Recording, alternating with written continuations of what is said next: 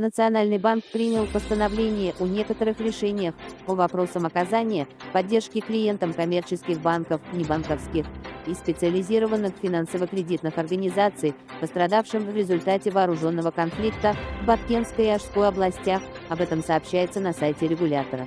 Постановление принято для поддержки клиентов, коммерческих банков, небанковских и специализированных финансово-кредитных организаций, пострадавших во время вооруженного конфликта на границе в сентябре 2022 года, коммерческим банкам, небанковским и специализированным финансово-кредитным организациям необходимо рассмотреть все поступающие обращения клиентов, пострадавших из-за событий. Поручено оказать поддержку, в том числе по списанию кредитов погибшим, раненым, потерявшим бизнес и или жилое недвижимое имущество. Кроме того, рекомендовано провести работу по реструктуризации займов, в том числе по предоставлению отсрочки, по погашению кредитов пострадавшим. Финансово-кредитные учреждения не должны начислять и взимать комиссионные и иные платежи, связанные с пересмотром условий кредитных договоров. Рекомендовано также не начислять штрафы за неисполнение ненадлежащее исполнение пострадавшими клиентами обязательств, предусмотренных кредитными договорами. Постановление также предусматривает норму по смягчению условий классификации активов К при реструктуризации кредитов пострадавших клиентов и требований к финансово-кредитным организациям и кредитным бюро в части предоставления информации.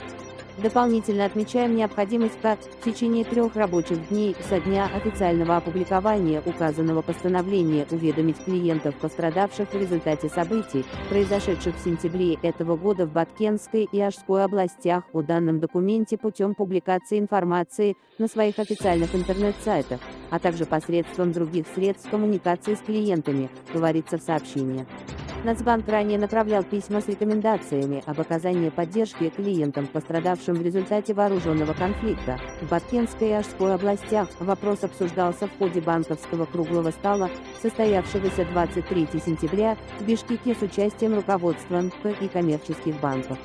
Согласно информации, полученной от КА, сейчас ведется работа по надлежащему рассмотрению заявлений клиентов, приостановлению начисления штрафов и реструктуризации кредитов. Утром 16 сентября сразу на нескольких участках на границе Кыргызстана и Таджикистана началась стрельба, под обстрел попали населенные пункты в Лилёкском и Баткенском районах. В результате вооруженного конфликта на кыргызско-таджикской границе дома покинули жители 7 сел Баткенского и Лилёкского районов. Села Джекинди, Чуналайского района Ошской области, пострадали 206 человек, погибли 63. В Баткенской области ввели режим ЧС. Генеральная прокуратура Кыргызстана возбудила уголовное дело по статье «Преступление против мира». Рассматривает возможность выхода на рынок Кыргызстана.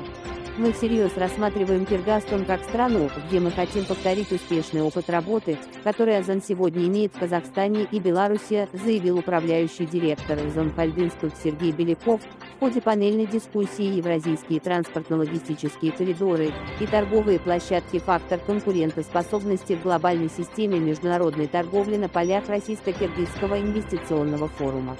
По его словам, феномен маркетплейсов является значимым явлением во всем мире для американской и европейской экономик России, стран ЕС и СНГ. Темпы роста e-commerce по сравнению с другими секторами впечатляют, даже финансовый рынок не может похвастаться этим.